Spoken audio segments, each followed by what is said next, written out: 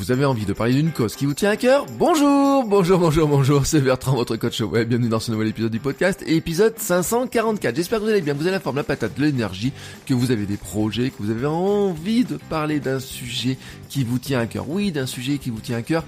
Et ce sujet qui vous tient à cœur, ça peut être quelque chose qui vous habite comme ça, une idée que vous avez en tête. Il faut vraiment que je parle de ce sujet-là. Et ben, c'est ce qu'a fait aujourd'hui mon invité du jour qui s'appelle Baptiste et qui a créé son propre podcast. Alors, on a l'habitude d'entendre dans des podcasts les créateurs aguerris qui ont des années de vol et de création, j'ai envie de dire des dizaines voire des centaines d'épisodes derrière eux. Mais aujourd'hui, je vais plutôt vous faire écouter un podcasteur qui a lancé son podcast il y a une dizaine d'épisodes. C'est un petit podcast tout jeune. Baptiste n'a pas créé son podcast pour changer de boulot, pour s'inventer une nouvelle vie, pour gagner beaucoup d'argent ou quoi que ce soit. Non, en fait, lui, il avait besoin d'avoir un projet créatif et il avait envie de parler d'un sujet qui lui tient vraiment à cœur. C'est ce que je dis en fait, c'est que Baptiste est habité par ce projet, par cette belle cause, et il a créé le podcast Le Nez Dehors qui explore avec bienveillance le coming out. Si vous avez envie de créer du contenu, si vous avez envie de créer un podcast, vous reconnaîtrez probablement chez Baptiste son envie, comment elle est née, comment il a ressenti le besoin d'avoir un projet créatif à lui, en plus de son travail, comment le sujet s'est imposé, ses hésitations, comment il s'est mis au pied du mur lui-même. Nous avons parlé de son organisation, de comment il gère les invités, les coulisses techniques, ses aspirations, sa communication, les difficultés qu'il peut rencontrer parfois dans sa communication, et ses progrès aussi très rapides dans sa production, le temps nécessaire aussi pour trouver précisément son identité de créateur parce que il a cherché, il a tâtonné et c'est tout à fait normal. Ce sont de nombreuses questions dont nous discutons régulièrement avec Baptiste que j'accompagne dans cette aventure créative via mon coaching, car oui, j'ai le grand bonheur de l'accompagner dans ce chemin et de le voir progresser. Bon, je sais comme ça fait un peu papa qui parle de son podcast, qu'il a d'agrandir, mais c'est un peu comme ça quand on travaille dans ce domaine, on s'attache au projet, on s'attache à ce créateur et vraiment c'est très intéressant de voir comment Baptiste est en train de construire son podcast, comment petit à petit il construit quelque chose qui lui correspond totalement. Et c'est ce que je partage avec vous dans votre coach web, c'est ce que je veux partager dans mes podcasts, dans mes vidéos, c'est comment on prend un sujet, comment on traite ce sujet, comment il nous tient à cœur et comment on va partager ce qui est important pour nous. On va le faire à notre manière et c'est vraiment ce que fait Baptiste dans son podcast. Si le coaching vous intéresse, si vous avez envie vous aussi de créer du contenu mais que vous savez pas trop comment vous y prendre, si vous avez besoin de quelqu'un qui vous accompagne, peut-être qui vous met un petit coup de pied au cul, bon, il faut le dire aussi, des fois qui vous donne un peu de boulot, comme m'a dit Baptiste l'autre jour, à chaque fois qu'il me parle, je lui donne du boulot, mais c'est pour l'aider à progresser. Alors bien entendu, n'hésitez pas à me contacter, je vous mets aussi tous les liens dans les notes d'épisode pour découvrir mes offres de coaching. Avant de vous laisser écouter Baptiste, je voudrais vous faire deux petits rappels. Le premier, c'est que vous pouvez soutenir le podcast via Patreon. Alors, je me dois de vous le rappeler car je l'oublie trop souvent. Et l'autre jour, c'est l'équipe de Patreon qui me l'a rappelé, qui m'a dit si vous avez un Patreon et que vous en parlez jamais dans votre podcast, comment vous voulez que les gens sachent que vous avez un Patreon? Bon, c'est fait, vous savez que j'ai un Patreon, que en participant au financement du podcast via Patreon, vous aurez accès à un épisode privé chaque lundi et bientôt d'autres contreparties parce que là aussi, c'est un truc sur lequel je dois progresser. Mais oui, on doit progresser, chacun les uns et les autres, on a tous nos missions à faire. Bon, moi, Patreon, faut que je progresse un petit peu là-dessus. Bon, la deuxième chose aussi, c'est que si vous avez envie d'avoir plus d'infos, de réflexions, de discuter création, j'ai aussi lancé un canal sur Telegram. Je vous en ai parlé la semaine dernière de cette histoire-là. C'est un fil bien plus proche avec moi, je partage dessus de l'audio, des textes, des liens, des pensées. Vous avez presque un podcast quotidien dessus, on pourrait le dire, en plus, un complément. Donc voilà, si vous trouvez que un podcast par semaine et puis un deuxième podcast le lundi en privé dans Patreon, ça ne suffit pas, et vous pouvez m'écouter pratiquement tous les jours avec des petits conseils, des astuces. Et bien sûr, on discute des idées pour vous aider toujours à progresser. Bon, à partir de là, maintenant, vous savez tout. Je peux vous proposer de partir à la rencontre de Baptiste. Je vous mets bien sûr tous les liens pour écouter son podcast dans les notes de l'épisode. Et on se retrouve la semaine prochaine pour un nouvel épisode. Bonjour Baptiste. Bonjour Bertrand. Comment vas-tu? Très bien ce matin. Je suis très content de te recevoir parce que je voudrais faire découvrir ton podcast qui est un podcast qui mérite d'être écouté. Et pour plein de raisons, et notamment parce que, et je l'ai souvent dit, je trouve que c'est un sujet que tu arrives à traiter avec une grande justesse et on sent qu'il te tient forcément beaucoup à cœur et que tu fais pas juste, tu fais avec vraiment ton cœur. Est-ce que je me trompe? C'est exactement ça, oui. J'ai voulu créer ce podcast et le faire avec cœur parce que c'est un sujet qui me tenait particulièrement à cœur justement, et j'avais envie de donner la parole à des invités qui finalement ne pensaient pas que leur histoire était si importante, et j'avais vraiment envie de donner la voix à chaque personne qui avait envie de l'apprendre, d'où le fait de la création de mon podcast. Alors, on va quand même dire de quoi parle exactement ton podcast. Oui, alors mon podcast parle du coming out, et je donne le micro aux personnes qui ont déjà fait leur coming out pour justement partager leur expérience, leur histoire, leur parcours, et puis eh bien, si cela peut être utile à des auditeurs, à des auditrices, j'en suis le plus ravi. Ce que je disais, c'est que ça te tient vraiment à cœur, et on le sent, parce que derrière, quand tu as tes invités, quand on écoute les épisodes, tu fais vraiment attention, j'ai envie de dire, aux émotions, à comment ils l'ont ressenti, à comment les gens vont pouvoir le ressentir. Bah oui, j'espère que ça se ressent dans mon podcast, parce que c'est vraiment toute la bienveillance que j'ai envie d'avoir. Alors, que j'ai naturellement déjà à la base, et puis j'ai vraiment envie de le montrer et de le laisser transparaître dans mon podcast, parce que chaque épisode, c'est ce que je dis souvent à mes invités, c'est que ce n'est pas mon épisode, c'est vraiment leur épisode, c'est leur histoire, et moi je ne suis là que pour mettre en valeur leur histoire et la partager. Est-ce que c'est... Alors, c'est une question qui est brute comme ça, je la pose comme ça, mais si tu crées ton podcast à ce moment-là, c'est que tu le vois comme il manquait cette parole-là, on a du mal à l'en faire entendre, ou tu penses que c'est une parole qui est mal entendue, pas assez comprise. C'est quoi quel est le déclencheur en fait? Alors, le déclencheur, c'est que déjà, il y a deux choses. D'un point de vue personnel, moi j'ai un métier qui n'est pas du tout dans la création. Donc c'était un moment donné de ma vie où je me posais énormément de questions sur mon travail. Je me disais bien qu'il me manquait quelque chose dans ce que je faisais, dans le travail que je faisais, mais j'arrivais pas à identifier exactement ce que c'était. Donc ça, c'est vraiment déjà une première chose, c'est une envie, une volonté, un désir d'avoir de la création, de créer quelque chose. Puis après, après avoir identifié ça, je me suis dit, qu'est-ce que je peux faire? Ma création, j'aimerais bien aussi qu'elle soit utile. Comment je pourrais l'utiliser, cette envie de création? Et puis, j'écoutais beaucoup de podcasts, et je me suis dit que il n'y avait pas forcément de podcast qui parlait du coming out comme j'avais envie d'en parler. Et c'est la raison pour laquelle je me suis lancé dans ce projet. C'est que je trouvais qu'il y avait des histoires, il y a des sites internet qui parlent du coming out, des communautés gays, LGBT, lesbiennes, trans, mais pas de la manière dont j'avais envie qu'elles soient traitées. Et c'est la raison pour laquelle j'ai créé ce podcast, et j'avais vraiment envie de travailler sur ce sujet, de la manière dont je le fais. Alors moi j'ai souvenir du premier épisode, de ton premier invité qui racontait sa découverte de ces communautés justement. C'est intéressant parce que il racontait un petit peu comme quoi il se sentait pas à l'aise dans certaines communautés, comment il le vivait, etc. Et c'est vrai que on a une image de l'extérieur qui peut être déformée en tout cas. Et lui, je me rappelle dans cet épisode, il disait il avait vraiment une image particulière, et c'est une manière aussi de montrer comment toi tu vis ces communautés. Et oui, c'est tout à fait ça.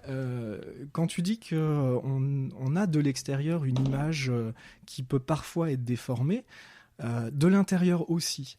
C'est une image qui est déformée, qui n'est pas tout à fait vraie, et c'est tout l'intérêt et tout le sujet d'ailleurs de mon podcast, c'est que l'intérêt que j'ai vu à travailler ce sujet, c'est que il y a des communautés LGBT, des communautés lesbiennes, trans, gays, bisexuels, et on a tous, on ne se parle pas forcément tous de la même manière dans chaque communauté. Et moi j'avais envie, dans mon podcast, de rassembler toutes ces communautés à travers un point commun. Et quand j'ai travaillé sur le coming out, je me suis dit, mais finalement on a tous un même point commun, c'est à un moment donné de s'affirmer, on a dû s'affirmer à un moment donné pour dire vraiment qui on était. Et ça, ce point commun-là, eh bien, c'est tout le sujet de mon podcast, et c'est vraiment la trame de mes entretiens comment la personne, mon invité, a réussi à s'affirmer telle qu'elle est à travers son coming out, ce que ce coming out lui a permis d'avoir et d'être en tant que personne aujourd'hui. Alors, tu sais que je suis fan de Seth Godin, et Seth Godin, il a une expression, il dit, les gens comme nous, tu sais qu'on a tous une histoire dans la tête, et que les gens comme nous imaginent telle ou telle chose, que les gens comme nous font telle ou telle chose, ou que les gens qui sont pas comme nous font autre chose, tu vois. Et ce qu'on a dans les récits, justement, et ce que j'ai été marqué par certains épisodes, c'est justement que t'as l'impression que quand ils ont besoin, quand ils ont envie, ou quand il y a un moment donné, ils vont annoncer leur coming out, ils disent, bah, ça devrait se passer de telle ou telle manière, ou je sais pas comment ça devrait se passer, ou je sais pas ce qui va se passer, etc. Mais qu'il y a une histoire qui a la confrontation de ce qu'ils pensent et de la réalité. Mais oui, c'est tout à fait ça. On somatise forcément ce que l'on aimerait et on imagine une situation et forcément elle se passe jamais de la manière dont on l'a imaginée. Mais c'est ça qui est intéressant. Pourquoi on l'a imaginée de telle et telle manière et pourquoi elle ne s'est pas passée de telle et telle manière. Voilà, donc j'essaye de construire l'histoire de mon podcast à travers tout ça. Mais tu as complètement raison. On se fait tout un monde d'une situation, et puis finalement, quand on en parle, eh bien, on se dit que c'est humain. Est-ce que tes invités, ils découvrent, ou en tout cas ils redécouvrent leur coming out par le biais de tes discussions? Est-ce qu'ils t'ont fait des retours dans ce sens-là? Oui, bien sûr. Oui, souvent. Quand j'interviewe des invités, on échange bien sûr après, je les laisse pas tout seuls, hein, c'est ce que je leur dis, je vous laisse pas tout seul après avec tout ça, mais beaucoup de mes invités me disent c'est fou en fait, parce que on pensait pas que je m'imaginais pas ça. Enfin, c'est intéressant de refaire de temps en temps, en tout cas une petite marche arrière, de savoir comment ça s'est passé. Et finalement, ça permet aussi de comprendre certaines choses. Oui, mais beaucoup de mes invités me le disent, voire même la quasi-majorité de mes invités me disent, mais finalement, ça fait du bien de parler comme ça. Puis il y a un autre indicateur aussi sur ce sujet-là, c'est que, en général, mes interviews durent entre 30 minutes, 40 minutes, voire même 1 heure. Et très souvent, les invités à la fin, je leur dis, voilà, on a abordé tous les sujets que je souhaitais aborder avec toi. Et très souvent, ils me disent déjà. Eh oui, déjà, ça fait déjà 40 minutes que l'on discute ensemble. J'aime bien quand ils me disent ça. Oui, et c'est intéressant parce que ils confient un petit peu leurs pensées, comment ils le font, comment ils l'ont vécu, etc. Alors, je prends pas mal. Hein, je prendrais l'image un peu la Mireille Dumas, mais sur sans divan, tu sais, dans les images ou des choses comme ça. Je ne le prends pas mal, Bertrand. Mais ce que je veux dire par là, c'est que c'est pas si simple que ça de parler de ce sujet-là, en tout cas pour certains. Comment t'arrives à les convaincre? Est-ce que c'est dur? Comment t'as choisi les premiers invités? Parce que il y a plein de gens qui vont écouter ce podcast, qui disent tiens, j'aurais envie d'interviewer des gens, je sais pas trop comment m'y prendre, etc. On en parlera après. Mais d'avoir des invités, déjà, c'est comment est-ce qu'on fait pour trouver des invités, pour les convaincre sur un sujet où on se dit c'est en plus très personnel.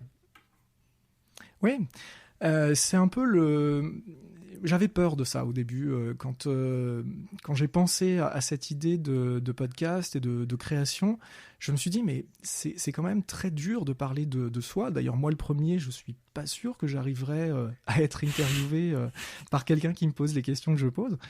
Et pourtant, il y a vraiment des gens qui ont envie de parler de leur coming out, et surtout la raison pour laquelle je les interviewe, c'est-à-dire de partager et d'aider les gens qui n'arrivent pas ou qui n'osent pas faire leur coming out à pouvoir le faire de manière plus facile et plus simplement. Ça, c'est une première partie de la réponse. La deuxième partie de la réponse, c'est que j'ai beaucoup plus de facilité à interviewer et à trouver des invités garçons, hommes, que des invités femmes. Et ça, j'en ai beaucoup. Je me suis beaucoup interrogé. Alors, j'en ai pas forcément souffert, mais je me suis beaucoup interrogé la raison pour laquelle je n'arrivais pas facilement à interviewer des femmes.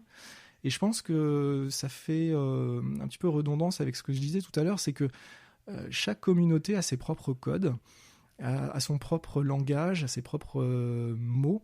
Et j'ai les mots pour interviewer des garçons, parce que forcément j'ai fait moi aussi mon coming out, mais le coming out n'est pas forcément exprimé de la même manière par les femmes. Donc tu vois, je fais un appel, si des femmes souhaitent témoigner sur mon podcast, eh bien n'hésitez pas, parce que j'ai des difficultés à trouver des femmes qui parlent de leur coming out, parce que c'est peut-être un sujet plus intime, plus discret aussi peut-être, je ne sais pas. Mais c'est une des difficultés que j'ai.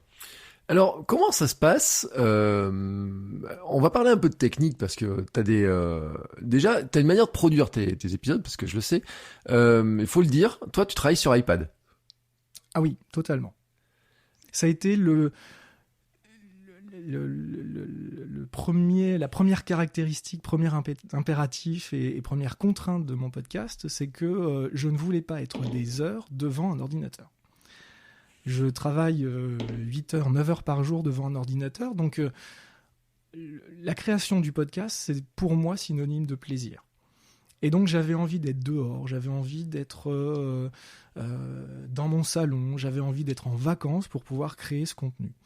Et donc ça coulait de source qu'il fallait que je trouve des outils qui me permettent d'être totalement mobile, nomade, et quand j'ai envie de créer, j'y vais. J'ai pas envie de me poser des questions et d'avoir des contraintes techniques. Donc on va le préciser quand même, c'est que tu montes sur iPad avec le logiciel Ferrite. C'est ça, exactement. Par contre, tu n'enregistres pas avec, parce que c'est l'une des questions que souvent les gens se posent. Ils disent oui, mais est-ce que je peux enregistrer avec? Comment je fais, etc. Alors c'est là où on développe plein d'astuces. Tes premiers rendez-vous, de toute façon, tes premières interviews étaient faits en physique, j'ai envie de dire. Oui, c'est ça. Donc tu vas avec ton micro. T'as quoi comme équipement pour que les gens s'imaginent un petit peu les choses? Alors en fait, le seul investissement que j'ai fait, c'était symbolique pour moi. Le fait d'acheter 2 micros et d'acheter un enregistreur, c'était ça y est, j'étais podcasteur. Vraiment, j'avais pas encore créé de podcast et fait une interview, mais j'étais déjà un peu podcasteur. J'utilise le Zoom H6 que je trouve très bien. Il est facile d'appropriation. Alors je connais pas toutes les fonctions, j'ai pas lu dans le détail le mode d'emploi, mais en tout cas il me va très bien. J'ai réussi à enregistrer facilement avec le Zoom H6, et les micros que j'ai utilisés, c'est 2 micros Shure que j'utilise et qui me conviennent très très bien, qui m'ont été conseillé dans un podcast d'ailleurs de Pauline Léniaud. Donc c'est un investissement de démarrage qui est pas énorme, hein. Qui est pas énorme, oui, en tout cas c'est un budget que moi j'avais envie d'allouer à mon podcast, et c'était un peu le fondement, l'outil indispensable du podcasteur. Et à partir de ce moment-là, je me suis dit, là, je peux plus faire demi-tour. Là, mon projet, il est très concret. Maintenant, j'ai 2 micros, j'ai un enregistreur. Je dois l'utiliser et j'y vais. Tu sais, c'est marrant ce que tu dis. J'ai le micro, je suis podcasteur. Mais en fait, un podcasteur, c'est quelqu'un qui podcast. C'est pas quelqu'un qui a un micro. Oui, c'est vrai. Mais c'est quelqu'un qui utilise le son pour transmettre une histoire, pour transmettre une émotion. Et pour moi, le micro, c'était forcément ça. C'était forcément un outil qui me permettait d'être podcasteur et de réaliser ce que j'avais envie de faire dans mon podcast. Donc tu t'enregistres où en général? Parce que c'est aussi une autre question que se pose, parce que j'ai vu des discussions dans les groupes Facebook, des gens qui disent est-ce qu'il faut louer des studios, est-ce qu'il faut avoir des... Comment tu fais toi? Alors, je me suis longtemps posé la question de savoir si je devais louer un studio, etc., etc. Puis après, je me suis dit non, mais tu pars dans des frais qui sont grandioses et ça sert à rien. Donc, je suivais toujours tes astuces en disant mais la création, ça demande pas forcément beaucoup de sous. Ça demande de l'investissement, mais ça demande pas beaucoup de sous. Donc, je me suis dit comment faire. Je pouvais pas commencer à faire mes premières interviews à distance. J'étais pas forcément à l'aise, donc ma première interview, ça a été en physique, et ça, je voulais vraiment que ça soit le cas, pour capter un petit peu les regards, les gestes de mon interviewé, de mon invité. Et j'ai la chance d'avoir une grande maison, d'avoir un grenier qui ne servait pas forcément beaucoup. Et je me suis dit, tiens, dans un grenier, c'est pas mal du tout. Il y a du bois, c'est sous pente, donc au niveau du son, ça sera pas mal. J'ai installé un canapé, 2 fauteuils, et puis en fait, ma première interview, c'était un petit peu comme ça.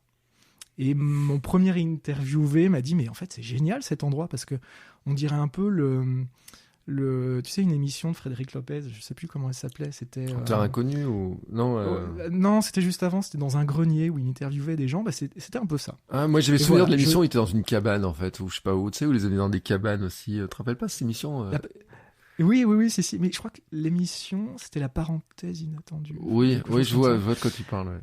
Et ben voilà, ce grenier est devenu mon studio d'enregistrement, et puis ça allait bien avec le sujet de mon interview et de mon podcast, de parler de soi, quelque chose d'apaisant, de rassurant aussi. Donc voilà. Bon, ça a quand même une contrainte physique, géographique, j'ai envie de dire, cette histoire-là, parce que si tu dois faire des gens qui sont à très très loin, c'est pas possible avec ce système-là quand même. Ben oui, 2 contraintes, parce que je pouvais pas demander à quelqu'un de Marseille de monter sur Paris pour faire une interview. Donc c'est vrai que ça me restreignait un petit peu dans mon champ des possibles. Et c'est la raison aussi pour laquelle moi je suis parti aussi pour faire des enregistrements à distance. Et puis il y a eu aussi le confinement qui a fait qu'on ne pouvait plus sortir, notamment le premier confinement. Donc là, ça a été une contrainte technique que j'ai subi au début, hein. Quand on écoute mes premiers épisodes à distance, le son est juste incroyable. Moi qui étais très fier de mon son avec mes micros, etc. Là, j'avais plus du tout de fierté à monter mes épisodes avec un son de téléphone, tout simplement. Oui, et puis en plus, faut le dire quand même, hein, t'aimes bien le bon son, t'es un peu perfectionniste quand même, parce que on en discute assez de tout ça. Comment t'arrives à passer là-dessus d'ailleurs combien de temps, parce que c'est intéressant de le dire quand même, combien de temps t'as mis avant d'enregistrer, enfin, entre le moment où t'as l'idée et le moment où ton premier épisode, il est en ligne? 6 mois. 6 mois complets? 6 mois complets. 6 mois complets parce que de l'idée qui a germé dans ma tête en me disant mais moi j'aimerais bien faire partie du podcast, de créer du podcast, j'aimerais bien transmettre et partager des choses. Ah, mais quel sujet aborder? Ok, donc là j'ai trouvé mon sujet. En plus je pense être légitime pour pouvoir parler de ce sujet, donc ok, on y va, c'est des valeurs qui me plaisent bien. Puis après j'ai réfléchi à comment faire une interview, parce que c'est pas mon métier. Donc il a vraiment fallu que je travaille sur ça, sur la construction d'une interview, sur ce que j'avais envie de dire, comment je l'abordais. Et puis j'avais aussi envie de donner corps à mon podcast, une identité visuelle, un nom. J'ai longuement réfléchi sur le nom du podcast. Voilà, j'avais vraiment envie de lui donner une personnalité à ce podcast, et il m'a fallu 6 mois. Vraiment 6 mois pour réfléchir à tout ça et le concrétiser. Et puis au bout de 6 mois, j'ai acheté l'enregistreur, et puis j'ai acheté aussi les 2 micros, et là, je pouvais plus faire marche arrière. Pour ceux qui voudraient quand même se rassurer, on va dire un truc quand même, c'est que l'identité visuelle du podcast actuel, quand on va la voir, n'a rien à voir avec la première identité visuelle du podcast quand t'as commencé. Alors rien du tout, c'est un énorme sujet pour moi, parce que j'ai envie de changer le visuel toutes les heures, je pense. Donc il faut que je me pose aussi là-dessus, mais oui, bon là je suis content de ce que j'ai fait, parce que ça commence à ressembler à quelque chose, mais oui bien sûr. Le premier visuel du podcast n'a rien à voir avec le visuel d'aujourd'hui, parce qu'il a plus de caractère. C'est ce que je veux dire en fait par là, c'est que à un moment donné il faut débuter. Alors même si le premier visuel est pas peut-être idéal dans ton esprit, en tout cas il avait le mérite d'exister. C'est comme le premier épisode a toujours le mérite d'exister, contrairement à tout ce qu'on a dans la tête, hein, qui qui a un rêve, hein, et pour passer... mais heureusement, parce que t'imagines, sinon mon podcast n'existerait pas, hein, si je m'étais pas lancé un jour. Donc oui, bien sûr, il faut se lancer avec les outils qu'on a, avec l'envie qu'on a de le faire, et il faut se lancer, bien sûr, même si c'est pas finalisé, même si tout n'est pas propre. C'est peut-être aussi la raison pour laquelle j'ai attendu 6 mois, c'est que moi, dans ma tête, si j'avais pas le visuel définitif de mon podcast, je pouvais pas me lancer. Or, c'est complètement faux, parce qu'il évolue. Mon podcast évolue à chaque interview, à chaque montage que je réalise, à chaque commentaire que j'ai et les retours que je peux avoir, bien sûr, il se construit au fur et à mesure. Ça, j'en ai pris conscience une fois qu'il a été lancé. Et ce que je voulais dire, c'est il y a aussi un aspect qui est intéressant, c'est sur la préparation, parce que là aussi c'est pareil, tu dis que t'étais pas ton métier, c'est pas du tout d'être intervieweur, t'es pas podcasteur professionnel, hein, c'est un hobby, hein, c'est une... Tout à fait, c'est ça, un plaisir. C'est un plaisir, et c'est là où je veux dire que c'est un plaisir qui te fait du bien. Parce qu'on pourrait reparler des choses comme la pyramide de Maslow, même si elle est un peu foireuse sur certains aspects, soyons honnêtes. Mais si on disait que sur cet aspect-là elle est pas foireuse, on va dire que c'est une aspiration qui est plus importante que toi aussi, je veux dire. C'est partager quelque chose, de redonner quelque chose, etc. On est vraiment dans le... Quand tu dis devenir créateur, artiste, etc., on est vraiment dans cette logique-là, en fait. Complètement. C'est ce qui me manquait. Et tu vois, quand je sors du boulot le soir et que je rentre comme tout le monde, je suis épuisé, fatigué, bah, je me mets sur 10-20 minutes de montage. Je me replonge dans l'épisode que je suis en train de monter, où je travaille sur le visuel, où je travaille sur les réseaux sociaux. C'est de la création. Et c'est de la création qui est utile. Et c'est ça que j'aime dans le podcasting, c'est que ça permet facilement et à moindre frais de partager quelque chose de très personnel, de très intime. Ça te permet de creuser des sujets qui ne sont pas abordés comme on a envie qu'ils soient abordés, quoi. Moi, c'est ça aussi, cette création, c'est qu'elle soit utile. Est-ce que tu crois d'ailleurs, c'est intéressant, hein, parce qu'il y a des caractéristiques dans le podcast. Moi, j'ai souvent dit que le podcast, c'était le média le plus intime. Parce que déjà tu ne vois pas les gens quand ils parlent, hein. Est-ce que tu crois que tu aurais pu faire ton projet avec un autre format que le podcast? Je me suis beaucoup posé la question de YouTube, de créer une chaîne YouTube. La chaîne YouTube, c'était bien, mais ça répondait pas. Il y avait une histoire d'algorithme derrière. Et j'avais pas envie de calculer, j'avais pas envie de me dire il faudrait que j'aborde tel et tel sujet parce que c'est des sujets qui vont me porter plus dans l'algorithme de tel ou tel réseau social. J'avais envie de quelque chose de je sais pas si on peut dire ça, mais de brut. J'avais envie de quelque chose de simple, j'avais envie de quelque chose d'accessible, j'avais envie de chaleur, j'avais envie de quelque chose de cocooning. Et je trouve que la voix est très importante là-dedans. Voilà, c'est ce côté, ce côté cocooning, chaleur, bienveillance, voilà. Oui. Et ça, YouTube, non, je me voyais pas dans YouTube. Et puis ça met aussi un peu à l'abri, hein, le monde du podcast. C'est vrai que déjà il y a un aspect qui est important, c'est que on n'a pas de commentaires de retour direct, tu sais, comme sur une vidéo YouTube, etc., où quelqu'un passe, il a jamais rien vu, puis il te met un commentaire un peu à la con, voire carrément méchant.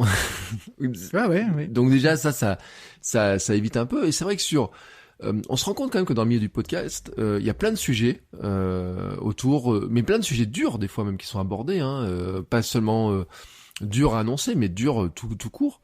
C'est vrai que le podcast s'est fait une place, en tout cas avec les sujets-là, sont vraiment fait une place dans le podcast, parce que c'est probablement aussi le média qui permet de retranscrire, on va dire, peut-être le plus à l'abri dans un certain sens. Ouais, et on le voit parfaitement dans le confinement. Enfin, tu vois, on utilise, en tout cas, moi j'écoute le podcast différemment en confinement et hors confinement. Alors, ça fait bizarre aujourd'hui de dire on l'écoute différemment en confinement parce que c'est une situation qu'on n'avait absolument pas prévue, que personne n'avait prévue.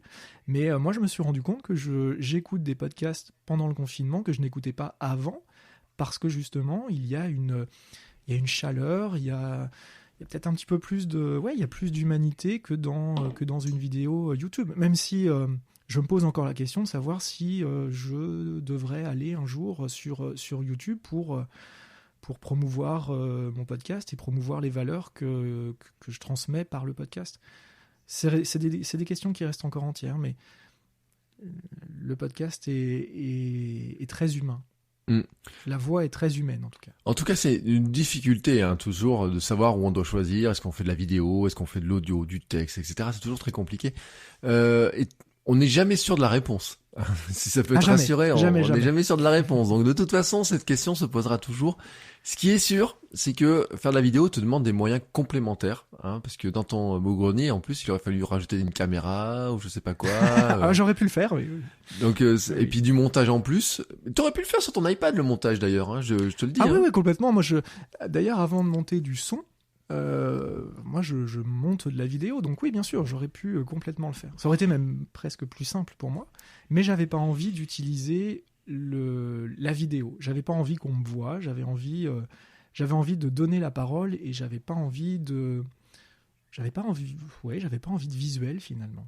Je me rends compte en t'en parlant que j'avais pas envie de montrer ni mon visage, ni le visage des personnes qui me font confiance dans l'histoire qu'il ou qu'elle me confie.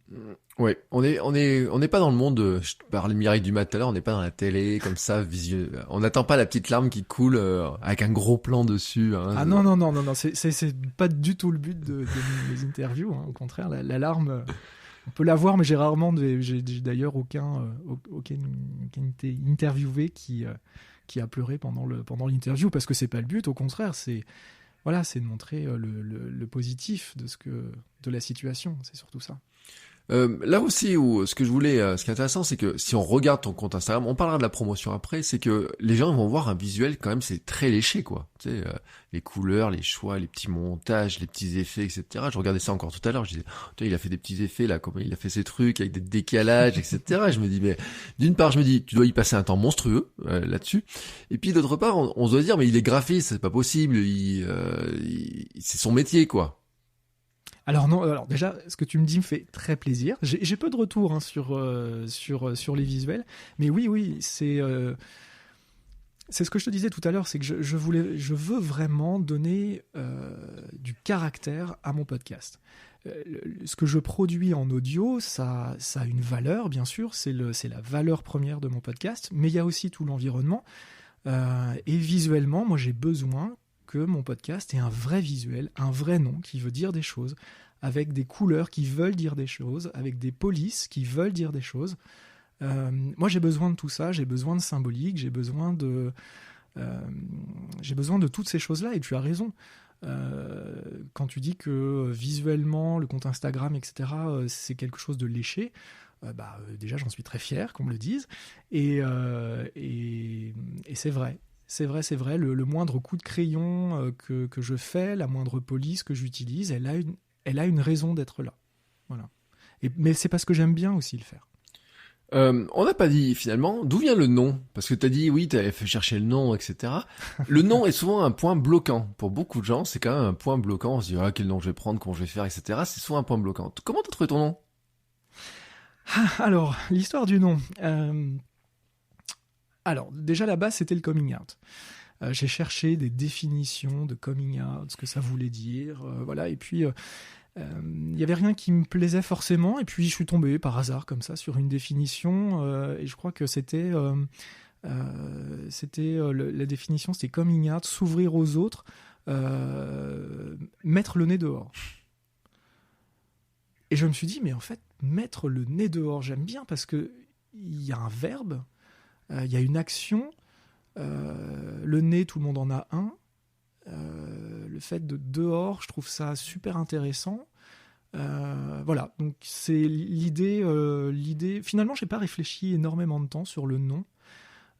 C'est venu complètement par hasard.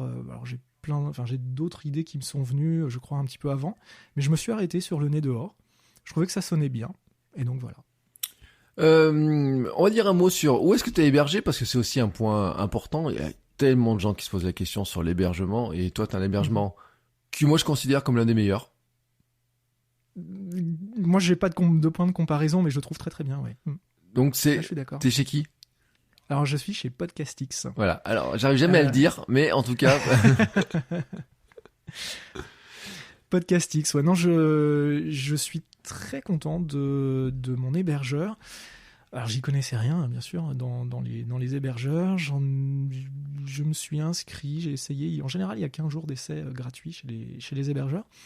J'en ai essayé plusieurs. Et puis, en fait, Podcastix a répondu à une première chose, c'est qu'ils ont un site internet qui est très bien fait.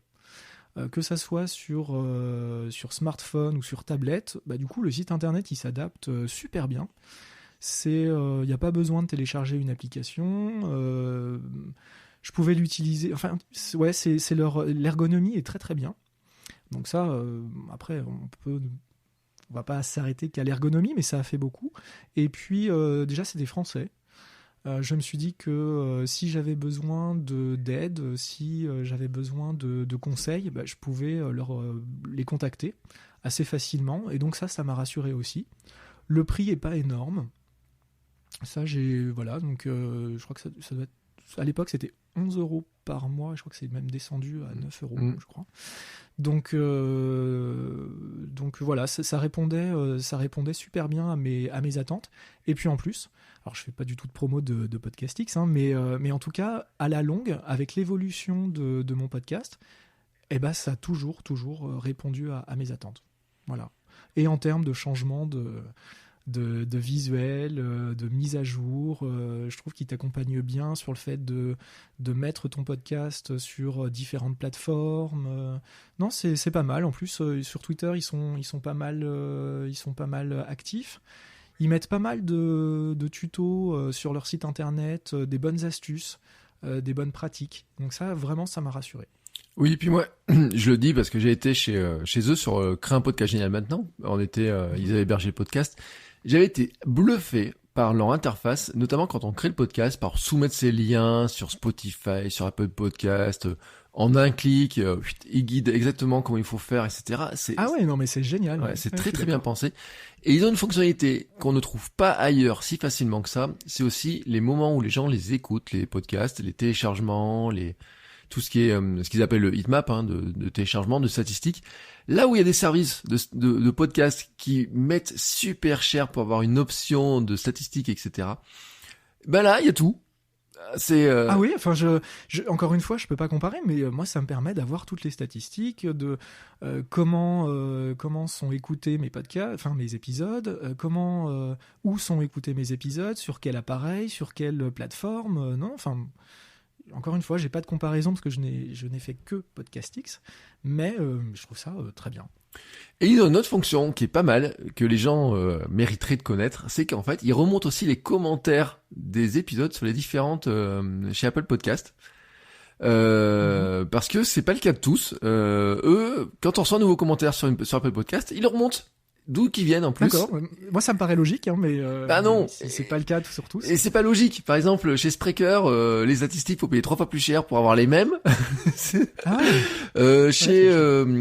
les autres, la plupart des services ne remontent pas les commentaires. Et c'est là où c'est intéressant aussi, c'est que y a plein de gens qui cherchent des plugins, savoir comment surveiller les commentaires qui sont postés à droite, à gauche, etc. Et chez Podcastix, ils t'envoient un mail en disant il y a eu un commentaire sur tel truc, ça remonte dans les interfaces, etc. Donc ça fait partie, je le dis, des plateformes qui sont pas assez connues, parce qu'il y en a qui ont plus le vent en poupe, etc. Alors les gratuits, les payants, les français, etc. Mais Podcastix fait partie des gens qui fonctionnent très bien. Et c'est vrai qu'en plus, si tu peux l'utiliser depuis ton iPad tranquillement pour mettre à jour les fichiers, c'est tant mieux, parce que alors, autant le dire, en mobilité, des fois, il y a des hébergeurs de podcasts qui c'est vraiment la galère. Il y en a certains. J'ai un souvenir l'été dernier, j'avais voulu diffuser un épisode de Kilomètre 42.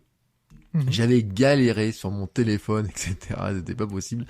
Et pourtant, c'est un hébergeur qui est renommé, etc. Mais voilà, c'est comme ça. Il y a des fois, il y a des outils qui sont plus ou moins utilisés. En tout cas, il faut le dire. C'est pour ça que je voulais comparer un peu de Podcastix, parce que je trouve qu'ils sont pas assez connus, alors qu'ils mériteraient de l'être un petit peu plus. Ouais. Puis, alors moi, il y a une dernière petite fonction qui m'a bien rendu service, qui me rend bien service, c'est qu'ils ont ce qu'ils appellent un lien magique, et ça s'adapte apparemment à toutes les à tous les appareils où tu consultes le site internet. Moi ça m'a bien rendu service parce que je le mets un peu partout sur les réseaux et en fait ce lien magique il s'adapte en fonction de l'appareil et le site internet est super bien fait et puis en plus il t'envoie un QR code et moi je m'en suis servi pour mes cartes de visite. Voilà, mes cartes de visite, au dos de mes cartes de visite, hop, il y a le petit QR code et il y a le lien directement. Et ça, je trouve ça super pratique. Oui, alors le lien magique, en plus, c'est un lien magique pour le podcast dans son ensemble et un lien magique épisode par épisode, puisque chaque épisode a son propre lien. Et puis bien sûr, on le dit, il y a les players, etc., qui sont très personnalisables en plus quand on a un site à côté, parce que Podcastix aussi a un avantage, c'est que finalement, t'as pas de site internet à côté, tout est sur Podcastix, toi. Ah oui, moi en fait le site internet s'est créé en même temps, donc il est facile à gérer. Pareil, j'y connaissais rien dans la création de site internet, donc là tout est fait en automatique, voilà. Donc non, c'est très bien. Ils ont même ajouté les liens avec Patreon, si t'avais envie de sponsoriser ton podcast par Patreon, parce que c'est une question qu'on peut se poser d'ailleurs. Est-ce que t'as des ambitions avec ton podcast? Qu'est-ce que tu veux en faire? Comment j'ai envie de faire grandir mon podcast? Je ne sais pas. Moi, mon moteur, c'est le plaisir et c'est la créativité. Ça, c'est vraiment mes deux moteurs. Écoute, si mon podcast évolue et grandit, alors j'en serai le premier ravi. Moi, c'est pas ma priorité. Je ne souhaite pas en vivre. Moi, vraiment, ma priorité, c'est le partage. Voilà, c'est vraiment ça. Je ne veux absolument pas en faire un outil professionnel ou en gagner ma vie. Après, si j'arrive à un moment donné à en gagner ma vie, je me poserai la question, mais pour le moment, c'est absolument pas le cas. Si t'avais un sponsor qui venait, tu vois, comme ça, tu dirais quoi? Bonjour, je suis un sponsor. Alors j'ai déjà des professionnels qui m'ont contacté. Je vais te dire ce que j'ai dit, il y a en toute transparence, j'ai toujours dit non. J'ai toujours dit non parce que je ne veux absolument pas qu'il y ait une notion de vente, de publicité, en tout cas pour le moment sur mon podcast. Je me vois absolument pas vendre un produit ou promouvoir un produit. Moi, je fais ça toute la journée dans mon job et mon podcast n'est absolument pas là pour ça. Voilà. Et puis tu sais pas, parce qu'après il y aura d'autres formes. Il n'y a pas que la pub dans la vie, il peut y avoir d'autres formes de retour, de retombées. Peut-être que ça se trouve dans 5 ans, tu vois, je te réinviterai, tu me parleras du livre que tu as sorti avec les meilleurs extraits des interviews avec tes invités. Ah mais j'en serais ravi. Ah oui, complètement. Ah oui, tout à fait. J'adore. Et d'ailleurs, ça me fait penser. J'écoutais beaucoup un podcast. Je l'écoute beaucoup moins, qui s'appelle d'ailleurs toujours Entre nos lèvres. Il me semble. Et j'ai cru voir un jour dans une librairie un bouquin. Effectivement, des interviews, je crois. Alors je l'ai pas lu ce bouquin, mais je sais qu'a priori il y en a un. Et écoute, mais je serais fier, je serais vraiment très très fier de faire ça, oui, complètement. Mais tu sais que c'est la grande tendance chez les Américains. Alors il y en a un qui était très fort là-dessus, c'est Tim Ferriss qui a sorti un bouquin où il a pris tous ses invités. Puis il a même fait plus fort, c'est que lui il a envoyé les questions par mail et puis il a publié les réponses. Mais il avait fait aussi un bouquin qui sont les extraits de certains de ses. Alors je sais plus lequel parce qu'il y a le Tools of Titan et le Tools of Giants. Alors je sais plus lequel et lequel. Et l'un de mes membres de mon conseil des sages, Rich Roll, vient de sortir un livre aussi. Et Rich Roll, il a dû faire 200 épisodes de podcast. Et dedans, en fait, il a mis des extraits des meilleurs témoignages des différentes personnes, etc. dans un livre.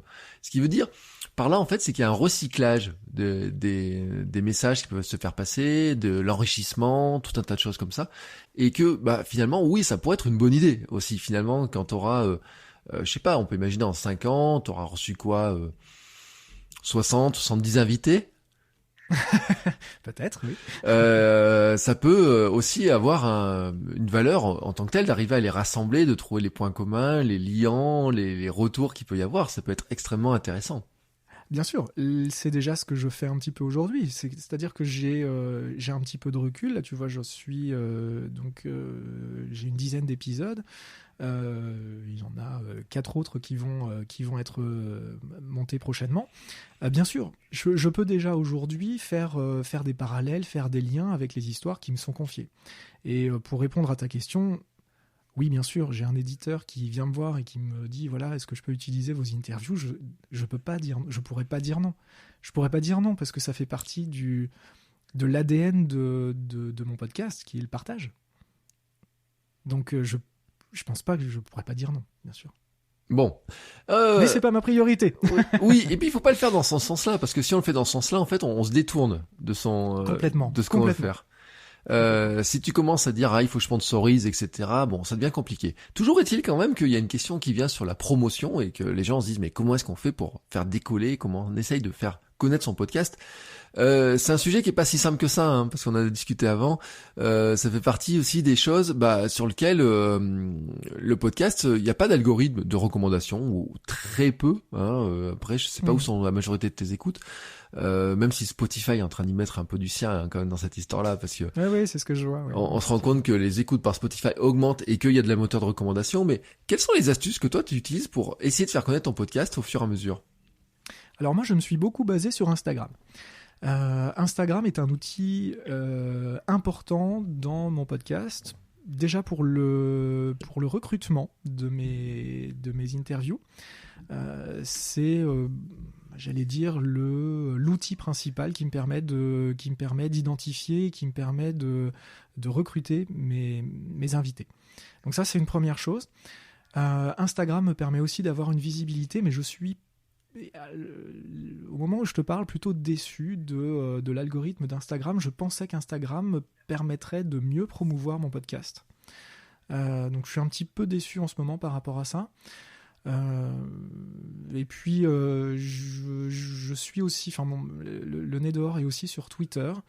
Je commence à utiliser Twitter de plus en plus parce que je trouve que c'est beaucoup plus ouvert qu'Instagram. Ça me permet de mettre des liens externes, etc. Donc voilà, en ce moment sur la promotion, je suis beaucoup sur les réseaux sociaux. Et puis la promotion se fait aussi par les invités. C'est vrai que la promotion de l'épisode que je sors par l'invité est aussi très fondamentale dans le nombre d'écoutes, hein, je le vois dans les statistiques. C'est sûr que si un invité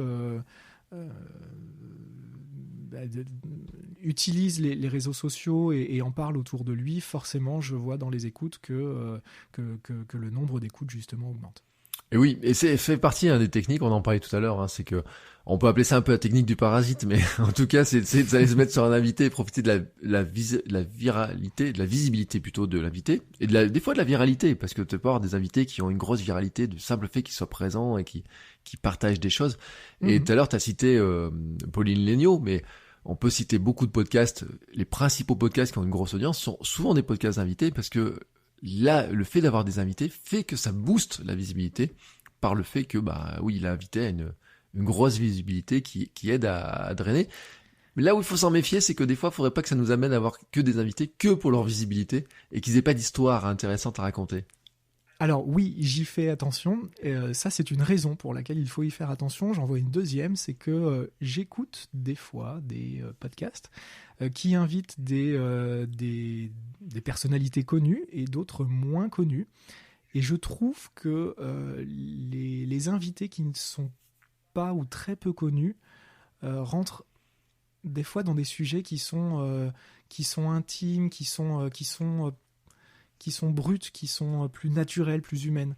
Alors que des influenceurs très connus, ils ont derrière eux une équipe qui enlève un peu de la spontanéité.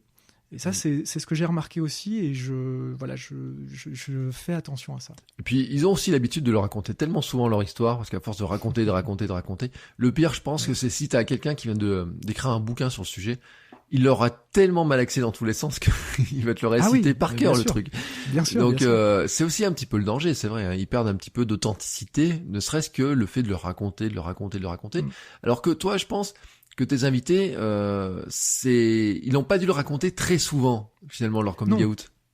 Non, complètement. On revient au fondement même de mon podcast. C'est que dans la réflexion de la création, c'était je me suis rendu compte moi-même, et je l'explique sur des vidéos, que le sujet du coming out, même auprès de mes amis intimes, mes amis proches, finalement, je connaissais pas leur histoire. Et ça a été une grande réflexion et forcément, moi, ça m'a permis de réfléchir sur ce sujet et de me dire, mais il y a des choses à dire, il y a des histoires à raconter, des parcours à partager, et je trouve qu'ils ne sont pas suffisamment partagés aujourd'hui, et le podcast me permet de le partager. Pour finir, est-ce que tu partages ça auprès de tes amis? Est-ce que tu leur demandes conseil? Est-ce que tu leur fais écouter avant? Ton conjoint, comment tu l'inclus dans ce projet-là? Ou est-ce que finalement il le regarde un petit peu d'un œil distrait? Comment tu gères les relations, on va dire, comment tu le fais circuler dans ton cercle proche, on va dire? Alors 2 points. Déjà, j'ai du mal à déléguer et j'ai du mal à déléguer aussi pour mon podcast. Donc je le fais au fur et à mesure. Mon conjoint, c'est le premier à écouter l'épisode quand il est finalisé. Moi, j'ai un petit peu de mal dans l'écriture. C'est pas mon point fort, donc je lui demande son avis sur le résumé de l'épisode, par exemple. C'est des fois lui qui rédige le petit résumé parce que je suis pas du tout inspiré, ou alors je suis trop dans l'épisode, tu vois, je suis trop dans l'histoire. Mais je lui montre. Et puis là, tu vois, de plus en plus, là, les 3-4 épisodes, j'ai demandé à des amis de l'écouter et de me dire ce qu'ils en pensaient, si c'était bien, si c'était pas bien, et si le montage était correct, si l'histoire était traitée correctement. Ouais, je délègue. Je partage de plus en plus avant qu'il ne soit publié. C'est facile? Non, c'est pas facile. Non, c'est pas facile parce que le podcast, mon podcast, c'est mon bébé à moi, donc c'est vrai que j'ai du mal à le partager en amont. Et puis j'aime bien aussi l'effet de surprise. Mais bon, je me rends compte que c'est aussi utile d'avoir différents avis en amont. Et puis après, ça permet de corriger 2-3 choses, etc. Mais bon, il faut quand même être honnête, et la décision, c'est moi qui l'ai et je veux la garder. Oui, non mais t'as bien raison. Puis moi j'aime bien l'effet de surprise aussi. Tu sais, moi il y a des trucs sur je dis jamais les invités avant que ça soit publié, ou presque pas, ou alors juste à ceux qui financent le podcast par le biais de Patreon. Tu sais, je donne le fichier avant. C'est un grand sujet, ça aussi. Ouais. Mais je le garde en moi, tu sais. Par exemple, je dis oui, alors je vais avoir tel invité, etc. Mais je dis pas qui c'est, tu vois. C'est ce que j'aime bien, cet effet de surprise. Tu sais que les gens quand ils téléchargent, ils disent ah bah tiens, je connais pas, tiens ça je connais, tiens ça me, tu vois, qui vraiment cet effet-là. Je trouve que c'est. Puis avant de le délivrer à tout le monde, moi j'aime bien garder ce petit truc. Mais oui, c'est tant qu'il n'est pas publié, il est un petit peu à toi, cet épisode. Et puis une fois qu'il est publié, moi, l'épisode ne m'appartient plus du tout. C'est une grande discussion que j'ai parfois avec mes invités. C'est que je leur dis, moi, une fois que l'épisode est publié, il ne m'appartient plus. Il t'appartient à toi. C'est ton épisode. C'est plus le mien. Mais avant, c'est toujours le mien. Bon, alors t'avais une question, parce qu'on a discuté tout à l'heure, t'as toujours une question vers la fin, c'est est-ce qu'il y a un sujet qu'on n'a pas abordé et que tu voudrais aborder jusque-là? Est-ce que t'as un truc, tu te dis, sur ma création de mon podcast, il y a un truc dont je voulais parler quand j'ai imaginé comme ça?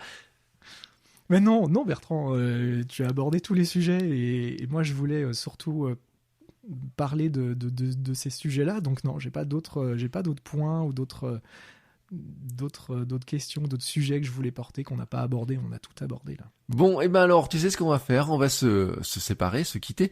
Mais d'abord, un élément très important, c'est comment on écoute ton podcast, où on te trouve, comment on te suit, comment on s'abonne. C'est le moment vendeur, tu vois, c'est le moment. Ah, c'est le moment vendeur. C'est le moment où il faut que tu nous dises où est-ce qu'on s'abonne, comment on s'abonne, quel est le nom du compte Instagram, tout ça, c'est parti. Eh ben écoute, pour écouter mon podcast, c'est très simple. Sur Apple Podcast, vous tapez Le Nez Dehors, tout simplement, et vous tombez sur mon podcast. Sur le compte Instagram, c'est très simple aussi, tout attaché, lenez-dehors.podcast, et vous tombez sur le compte Instagram de mon podcast. Voilà pour les 2 outils que vous pouvez retrouver. Vous avez le lien dans la bio de mon compte Instagram pour le site internet. Vous pouvez mettre des commentaires. Au contraire, je suis friand de tous les commentaires. Ils me font énormément plaisir. Et puis, tiens, peut-être un sujet qu'on n'a pas abordé, c'est les coups de mou qu'on peut avoir sur la création. c'est incroyable comme les commentaires permettent de rebooster. Mm. Moi, il m'est arrivé sur 15 jours, 3 semaines de me dire mais est-ce que ce que je fais c'est vraiment utile, est-ce que je touche suffisamment de personnes, et puis t'as 2-3 commentaires qui te reboostent, qui te sont envoyés et tu te dis mais oui, j'ai envie de continuer, on y va. Voilà, c'était le dernier sujet qu'on n'avait pas abordé. Non mais t'as raison de l'aborder, t'as raison, parce que c'est vrai quand il y a des commentaires qui viennent, etc. Et puis chacun on a nos moments. Moi je vois beaucoup sur Kilomètre 42 cette histoire-là. J'ai des commentaires et des gens qui me disent le meilleur podcast Ronnie du truc, ou alors ah ça on n'avait jamais abordé ce sujet-là, etc. Ou merci de le faire. Et ça c'est vrai que surtout que toi c'est finalement plus mission. Je dis mission, tu sais, je dis pas comme parce qu'on a toujours l'impression que il faut une grande mission qui va changer le monde, mais en fait je dis toujours qu'on change le monde de celui qui l'écoute, hein, finalement. Ouais. Et je me dis que si quelqu'un écoute un de tes épisodes et que ça lui donne le courage de faire son coming out ou une astuce pour le raconter ou l'envie ou je ne sais pas quoi, de toute façon t'as changé sa vie dans tous les cas. Oui, moi, l'objectif, si j'en avais un au moment de créer mon podcast, c'était d'aider une personne à faire son coming out, c'est-à-dire d'être enfin qui elle est vraiment, et d'affirmer qui elle est vraiment. Ça, c'était l'objectif. Par les retours que je peux avoir, je sais que c'est déjà fait, donc j'ai pas envie de m'arrêter là, et j'ai envie d'avoir, d'aider aussi plein d'autres personnes à affirmer qui elles sont vraiment. Et voilà, moi, un des commentaires les plus touchants que j'ai eu, c'est une institutrice qui m'a contacté et qui m'a dit, moi, si un jour je pouvais faire écouter votre podcast et vos interviews à des élèves, si c'est possible, est-ce que vous me donnez l'autorisation ? Mais je lui ai répondu, bien sûr, avec grand plaisir. Et ça, c'est génial, tu vois, rien qu'en parlant, j'en ai des frissons tellement ça me fait plaisir. Eh ben, ça serait la belle conclusion de cet épisode. T'as oublié ton compte Twitter, hein, de préciser ton compte Twitter. Oui, c'est vrai. Le nez dehors. Le nez dehors.